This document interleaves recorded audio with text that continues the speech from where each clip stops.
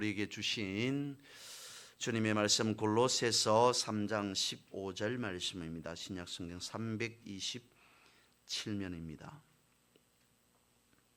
골로새서 3장 15절 한 절 말씀 찾으셔서 함께 읽도록 하겠습니다. 시작.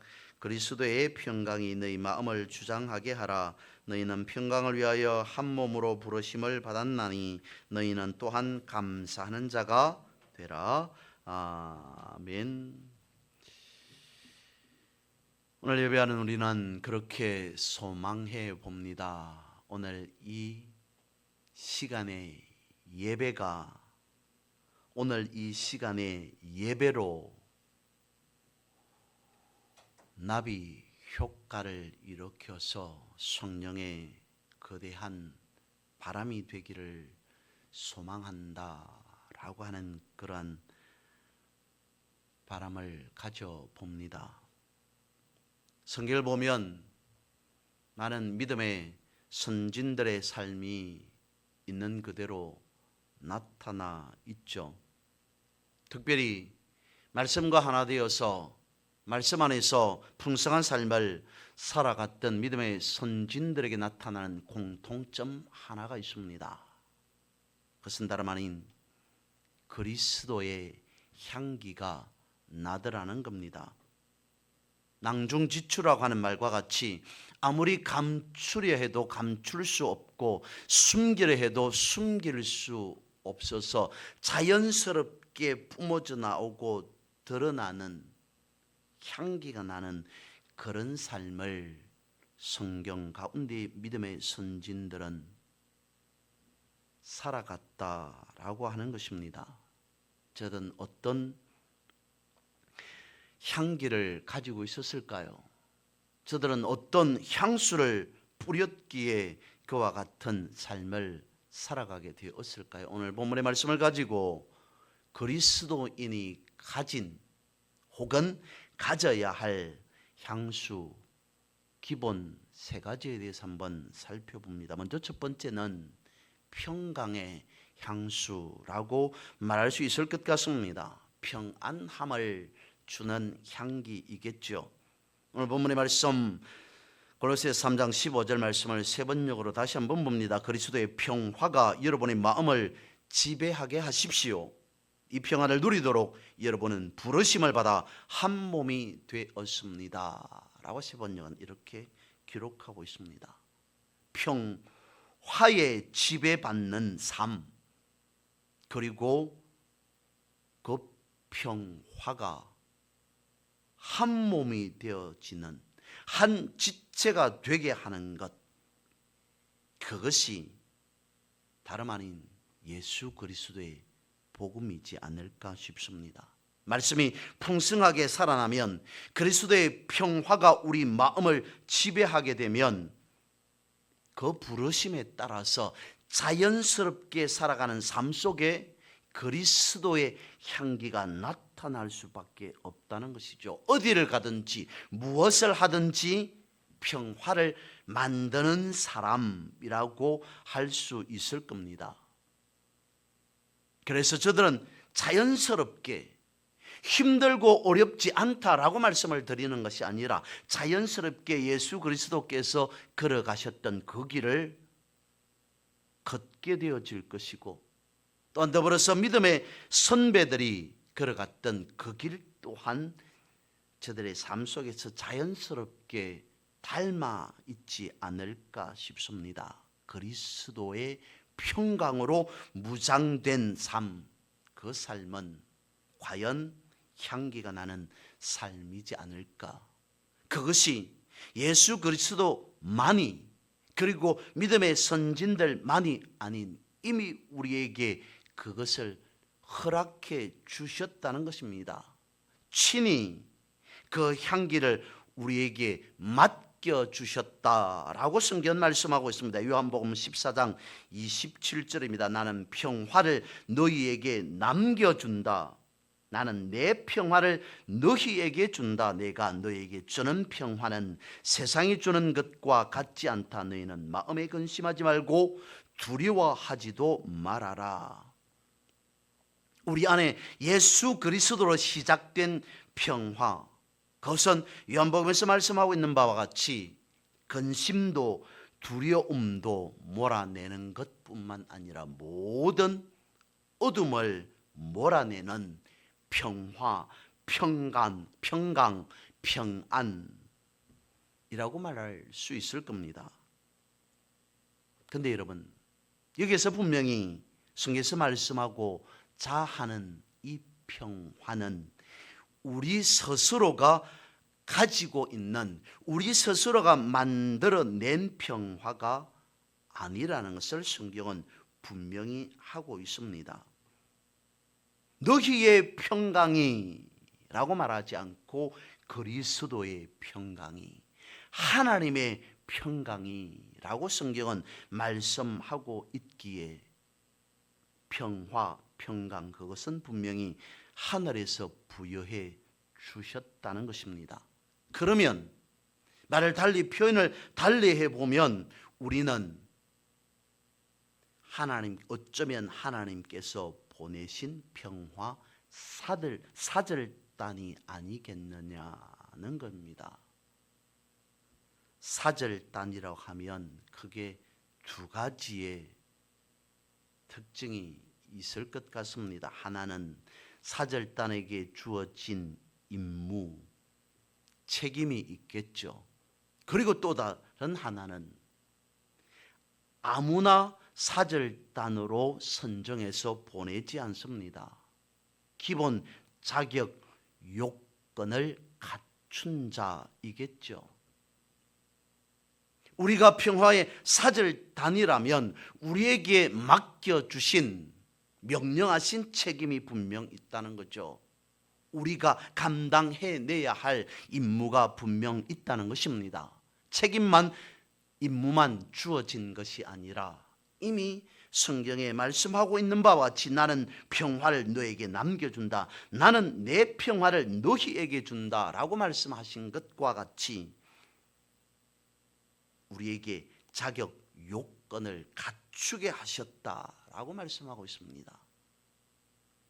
평화의 향기를 발할 수 있는 자격을 우리에게 이미 부여해 주셨으므로 우리는 보냄 바 된, 부르심 받은 평화의 사절단이라는 것이죠. 그러면 평화의 사절단답게 다툼이 있는 곳에, 분열이 있는 곳에, 흑백 논리가 있는 곳에 하나가 되게 하고 화합이 되게 하는 존재라는 것입니다. 무질서 속에 화합이 있고 정리가 있다는 것이죠. 불안정한 가운데에 안정을 찾게 하는 존재가 바로 우리라는 것입니다. 그것을 세상적인 말로 하면 우리를 통해, 나를 통해 세상은 그야말로 살맛 나는 세상이 되어진다라고 말할 수 있을 것 같습니다.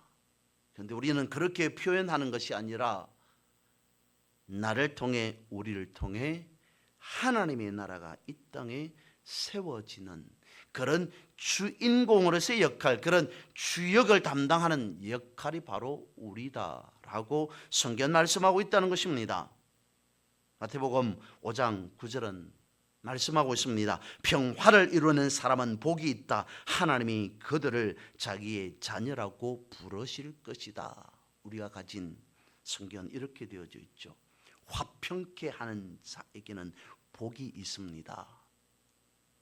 그들은 하나님의 아들이라고 칭해집니다. 하나님의 아들입니다 라고 말씀하고 있습니다. 어떤 자들이요?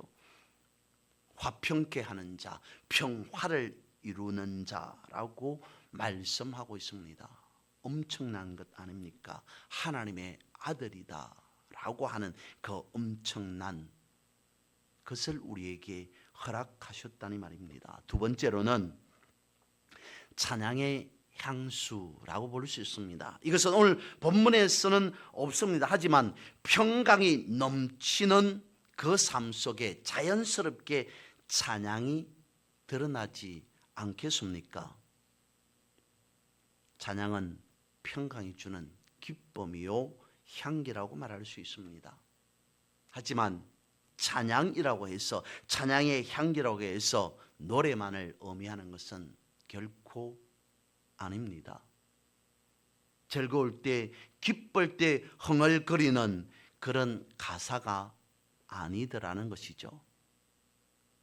그리스도인으로서 그 찬양이 향수가 되어지고 향기가 되어진다는 것은 모든 삶을 뛰어넘는, 환경을 넘어서는 그리스도인으로서의 신앙 고백이라는 것입니다. 흔히들 우리 민족을 한이 많은 민족이라고들 합니다. 저는 그 말에 동의하지는 않습니다만 그렇게 말들을 합니다. 그런데 민족의 역사 속에서 보면 유달리 노래가 많았음을 알 수 있습니다. 한이 되었던, 슬픔이 되었던, 넋두리가 무엇이 되었던지 간에 그 속에서 노래하였다라고 하는 것, 그래서 한이 많았지만 그 한을 노래로서 성화시켰다라고까지 포장을 하는지 아름답게 미화를 하는지는 모르겠습니다만, 아무튼 그리스도인으로서 살아가는 삶 속에 찬양이 있다는 것, 그것은 분명 빛이 되고 힘이 되어진다는 사실입니다. 어디에서 그것을 알 수 있습니까? 바울과 실라가 감옥에 갇혔습니다. 사도행전 16장 22절에서 25절입니다. 무리가 그들을 공격하는데 합세하였다. 그러자 치안관들은 바울과 실라의 옷을 찢어벗기고 그들을 매로 치라고 명령하였다. 그래서 이 명령을 받은 부하들이 그들에게 매질을 많이 한 뒤에 감옥에 가두고 간수에게 그들을 단단히 지키라고 명령하였다. 간수는 이런 명령을 받고 그들을 깊은 감방에 가두고서 그들의 발에 착고를 단단히 채웠다. 한밤쯤 되어서 바울과 실라가 기도하면서 하나님을 찬양하는 노래를 부르고 있는데 죄수들이 듣고 있었다. 세 번역은 그렇게 되어져 있습니다. 바울과 실라가 맞이한 환경, 감옥이라고 하는 그 환경, 풍성하게 말씀이 살아 있던 그 시절에 저들의 눈앞에 펼쳐진 환경은 감옥이었습니다. 힘들다고 말할 수 있을 겁니다. 상상할 수 없는 그런 어려움이라고 말할 수 있을 겁니다. 하지만 저들이 복음의 현장 속에 있든지 그 복음으로 인해서 아니 도리어 감옥에 갇혔든지 저들은 흔들리지 않았다, 달라지지 않았다라고 하는 것을 성경은 말씀하고 있습니다. 감옥에 갇혔습니다. 깊은 감방에 가두고서 발에 착고를 단단히 채워진 채로 있었지만 바울과 실라는 이렇게 합니다. 기도하면서 하나님을 찬양하는 노래를 부르고 있었다. 인간적인 마음은 왜 그러지 않았겠습니까? 도대체 왜 내가 감옥에 있어야 하느냐라고 하는 한탄, 실망 왜 없었겠습니까? 하지만 그 속에서 저들은 찬양하였다. 신앙 고백을 놓치지 않았다는 것입니다. 기도하였습니다. 찬양하였습니다. 무엇 때문에? 찬양이 가지고 있는 그 능력, 찬양함으로 발할 수 있는 힘, 우리 한 사람만큼이라도 믿음에서 흔들리지 말자라고 다짐하였던 것은 아니었을까요? 그랬을 때 놀라운 역사가 나타나게 되었습니다. 사도행전 16장 34절, 간수는 그들을 자기 집으로 데리다가 음식을 대접하였다. 그는 하나님을 믿게 된 것을 온 가족과 함께 기뻐하였다. 바울과 실라가 감옥 안에서 찬양하는 그것으로 인해 감옥을 지키던, 바울과 실라를 지키던 간수가 변화되었습니다. 그 한 사람뿐만 아니고 성경은 그의 가족들까지 찬양의 향기가 간수에게 전달되었습니다.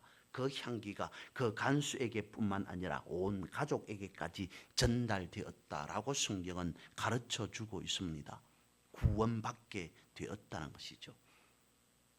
내 삶이, 우리의 삶이 이와 같아야 하는 것 아닌가라는 겁니다. 우리는 삶 속에서 이런 신앙 고백적인 삶을 살아가야 할 것 같습니다. 당신은 참 사랑받기 위해 태어난 사람입니다. 여전히 당신 속엔 희망이 있습니다. 그러니 포기하지 마십시오. 당신은 예수 그리스도로 할 수 있습니다. 예수 그리스도께서 당신을 분명 도우실 겁니다. 새 일을 행하실 겁니다. 이제 곧 나타내실 것입니다. 그러므로 용기를 잃지 마십시오. 당신을 통해 아름다운 일들이 일어날 것입니다. 라고 하는, 나를 비롯한 다른 사람에게까지 그 향기가, 향수가 전해질 수 있는 신앙 고백과 같은 이런 말을 선포해야 되는 것 아니냐는 것입니다. 그래서 지난번에도 말씀을 드렸습니다. 우리의 입술이 바뀌면 인생이 바뀐다라고 말입니다. 입술이 바뀌면 축복이 몰려온다. 이 말을 늘 언제나 우리는 달고 살아야 되겠다라고 생각하고 말씀을 드렸습니다. 세 번째, 감사의 향수가 있습니다. 이 감사의 향수는 회복을 주는 향기고, 이 향수는 변화를 일으키는 향이 되어집니다.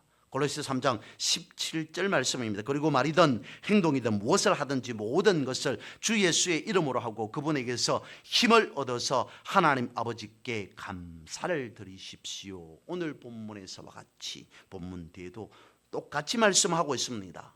항상 늘 언제나 감사하라 라고 그렇게 말씀하고 있습니다. 그리스도인으로서 가지는 감사의 향기는 바로 이런 것 아닐까 싶습니다. 찬송가 가사에 드러나는 거죠. 큰 물결 일어나 나 쉬지 못하나 이 풍랑으로 인하여 더 빨리 갑니다. 왜 감사의 향기가 기적을 일으키게 되어지는 걸까요? 상황을 역전시킨다는 것이죠. 회복의 향기를 뿜어낸다는 것입니다.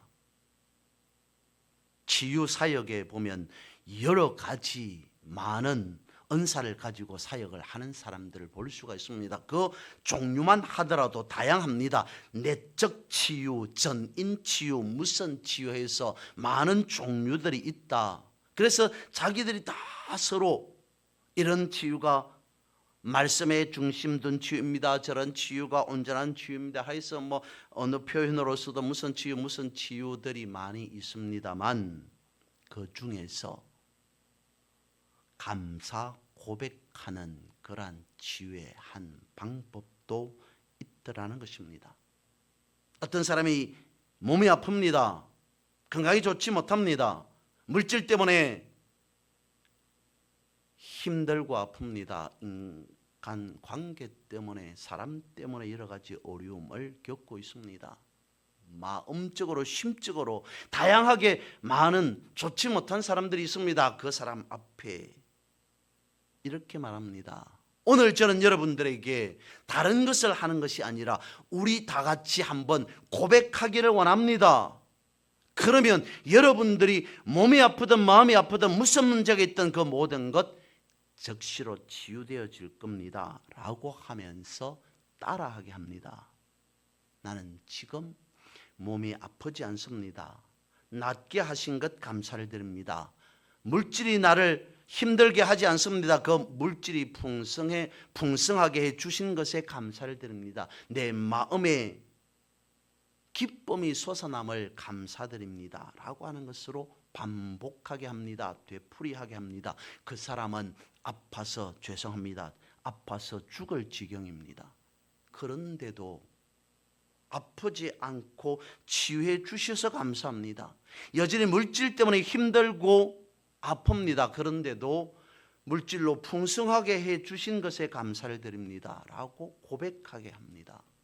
그러자 여기저기서 어떤 사람들이 그 전까지 어깨가 아파서 허리가 아파서 어디가 아파서 이렇게 할 수도 저렇게 할 수도 없었는데 그 감사의 고백을 하고 난 뒤에 어깨가 팔이 올라갑니다. 허리가 아프지 않습니다. 씻은 듯이 나았습니다. 라고 하는 엄청난 효과, 그것을 간증하는 것을 볼 수가 있습니다. 왜 그렇습니까? 나는 할 수 없지만 오직 주님의 은혜로 모든 것이 하나님 안에서 가능하기에 하나님께서 우리에게 주신 바 항상 기뻐하라, 감사하라, 기도하라.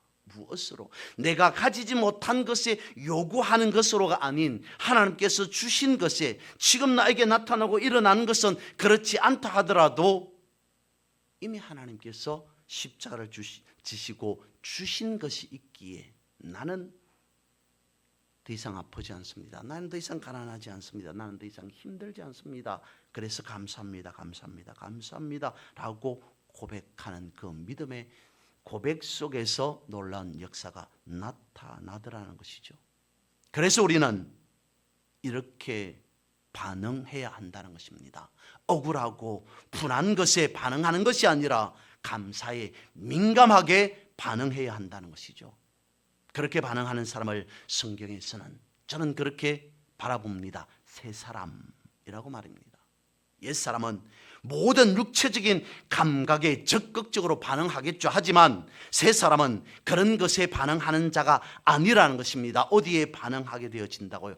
감사에 반응한다는 것입니다. 실제적인 감사가 내 앞에 펼쳐져 있지 않더라도 이미 주신 것과 같이 감사에 반응한다는 것입니다. 환경에 반응하는 것이 아니라 환경 너머에 역사하시는 하나님께 반응한다는 것이죠. 그래서 감사는 그 마음을 통해서 향기는 그렇게 뿜어질 것이고 변화는 그렇게 나타나게 되어진다는 것입니다.